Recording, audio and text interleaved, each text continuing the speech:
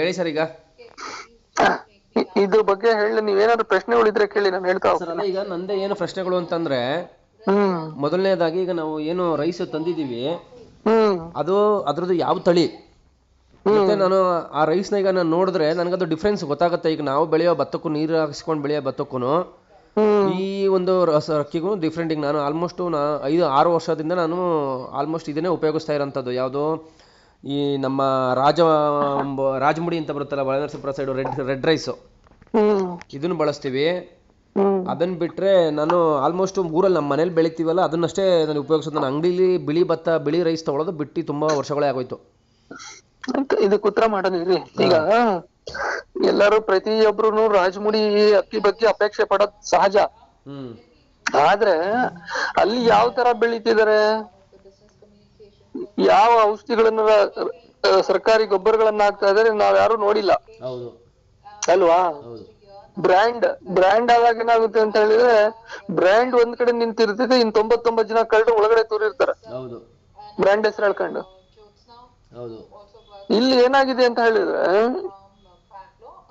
ಸಂಪೂರ್ಣವಾಗಿ ಆ ವ್ಯಕ್ತಿ 108 ತರದ ಕಾಯಿಲೆಗಳಿಗೆ ಸಹಜವಾಗಿ ಚಿಕಿತ್ಸೆ ಕೊಡ್ತಾ ಇರ್ತಕ್ಕಂತ ಪಾರಂಪರಿಕ ವೈದ್ಯರದ್ದು ಇದು ಭತ್ತ.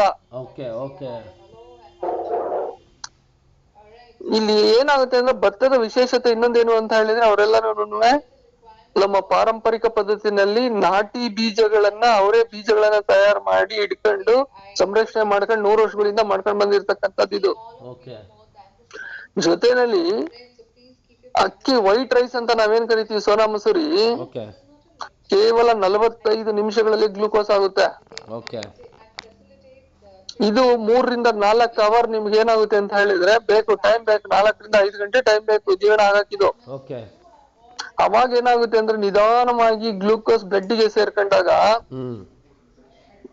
ಯಾವುದೇ ವ್ಯತ್ಯಾಸಗಳು ಆಗೋದಿಲ್ಲ. 45 ನಿಮಿಷಕ್ಕೆ ಖಾಲಿ ಆಗೋಯ್ತು ಅಂದ್ರೆ ಹೊಟ್ಟೆ ಒಳಗಡೆ ಶುಗರ್ ಜಾಸ್ತಿ. 4 ರಿಂದ 5 ಗಂಟೆ ಬೇಕಲ್ವಾ ನಮ್ಗೆ.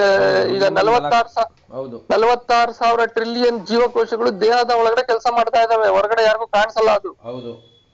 ಎಷ್ಟ್ ಹೇಳಿ, 46,000 ಟ್ರಿಲಿಯನ್ ಜೀವಕೋಶಗಳು ಬದುಕಿರ್ಬೇಕು ಅಂತ ಹೇಳಿದ್ರೆ ಅದಕ್ ಬೇಕಾಗಿರ್ತಕ್ಕಂಥ ಶಕ್ತಿಯನ್ನ ನಾವು ಒದಗಿಸಿಕೊಟ್ಟಾಗ ಮಾತ್ರನೇ ಅದು ಉಳ್ಕೊಳ್ಳೋದು.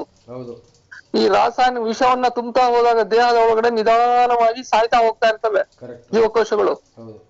ಹಾಗಾಗಿ ಈಗ ಏನಾಗಿದೆ ಅಂತ ಹೇಳಿದ್ರೆ, ಮೊನ್ನೆ ಒಂದು ವರದಿ ಬಂತು, 1 ವರ್ಷದಲ್ಲಿ 4,20,000 ಜನ ಅಸಹಜ ಆಹಾರವನ್ನ ಸೇವನೆ, ಈ ಕಳಪೆ ಆಹಾರವನ್ನ ಸೇವಿ ಸಾವನ್ನಪ್ತಾ ಇದ್ದಾರೆ.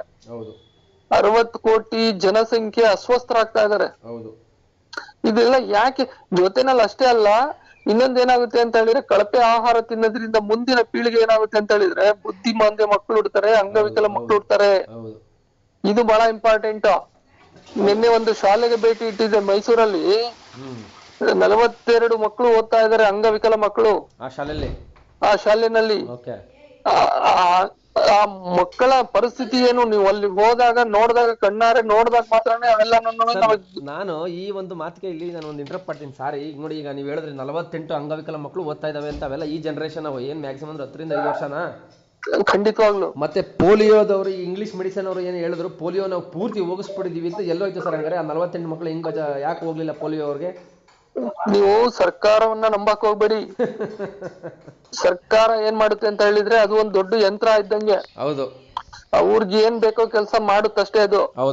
ಅದ್ರ ಬಗ್ಗೆ ತಲೆ ಕೆಡಿಸ್ಕೊಬೇಡಿ. ಯಾಕೆ ನಾನು ಇಲ್ಲಿ ಏನ್ ಮೆಸೇಜ್ ಹೇಳಕ್ ಬಂದೆ ಅಂದ್ರೆ, ಇವತ್ತೇನು ನಮ್ಮ ಜನ ಪೋಲಿಯೋ ವ್ಯಾಕ್ಸಿನ್ ಹಾಕ್ಸ್ಕೊಂಡ್ರೆ ಮಕ್ಕಳು ಚೆನ್ನಾಗಿ ಹುಡ್ತವೆ, ಅದೆಲ್ಲ ನಾವು ತಿನ್ನೋ ಫುಡ್ಡು ಇಂಪಾರ್ಟೆಂಟ್ ಅನ್ನೋದು ಒಂದು ಮೆಸೇಜು. ಆಮೇಲೆ ಇವ್ರು ಹೇಳಿದ್ರು ಮೊನ್ನೆ, ಸೋಮೇಶ್ವರ ಅವ್ರದ್ದು ಒಂದು ಟಾಕ್ ನೋಡ್ತಾ ಇದ್ದೆ. ಅವ್ರು ಹೇಳಿದ್ರು, ಯಾರು ಇದ್ರ ಬಗ್ಗೆ ಮಾತಾಡಿಲ್ಲ, ಎಲ್ಲಾ ದೇವರುಗಳು ಬಂದ್ರು, ಆದ್ರೆ ಅನ್ನ ದೇವರು ಮಾತ್ರ ಯಾರು ಬರ್ಲಿಲ್ಲ ಅಂತ ಅಂದ್ಬಿಟ್ಟು ನಮ್ಮ ಗುಂಡಪ್ಪನವರು ಮತ್ತೆ ನಮ್ಮ ದಾರಾ ಬೇಂದ್ರೆ ಅವರೆಲ್ಲ ಅವರು ಬರೀತಾರೆ ಅವರ ಕವಿತೆಗಳಲ್ಲಿ.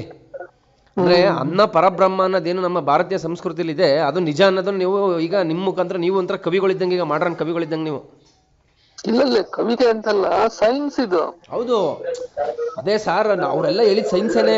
ಬಟ್ ಅದನ್ನ ಈಗ ನಾವು ಹೆಸರು ಇಟ್ಕೊಂಡಿರೋದು ಸೈನ್ಸ್ ಅಂತ ಹೆಸರು ಅಷ್ಟೇ. ಬಟ್ ಇಲ್ಲಿ ಏನು ಅಂದ್ರೆ ಎಲ್ಲ ಸೈನ್ಸೇ, ಪ್ರತಿಯೊಂದನು ವೈಜ್ಞಾನಿಕ, ಪರಂಪರೆ ವೈಜ್ಞಾನಿಕ ಅಲ್ವಾ? ನಮ್ಮ ಪೂರ್ವಜರು ಏನ್ ಮಾಡಿದ್ರು, ಪ್ರತಿಯೊಂದನ್ನು ವೈಜ್ಞಾನಿಕ ರೀತಿಯಲ್ಲಿ ವಿಶ್ಲೇಷಣೆಯನ್ನ ಮಾಡಿ ಹೌದು ಅದನ್ನ ನಮಗೆ ಹಸ್ತಾಂತರ ಮಾಡಿರೋದು. ಹೌದು ಈಗೆಲ್ಲ ಪುಡ್ಕೋಸಿ 40-50 ವರ್ಷಕ್ಕೆ ತಲೆ ನಿಲ್ತಾ ಇಲ್ಲ ರಾಜಕಾರಣ ಜನಪ್ರತಿನಿಧಿಗಳು ನಾವೇ ಸೃಷ್ಟಿ ಮಾಡಿರೋದು ಬ್ರಹ್ಮ, ಈಶ್ವರ ಎಲ್ಲ ಅಂತ ತಲೆ ಓಡ್ತಾ ಇದೆ. ಆಯ್ತಾ? ನಮ್ಮ ಪೂರ್ವಿಕರು ನಮ್ಗೆ ಹಸ್ತಾಂತರ ಮಾಡ್ಬೇಕಾದ್ರೆ ಪ್ರತಿಯೊಂದನ್ನು ಸಂಶೋಧನೆ ಮಾಡಿ ಕೊಟ್ಟಿರೋದು.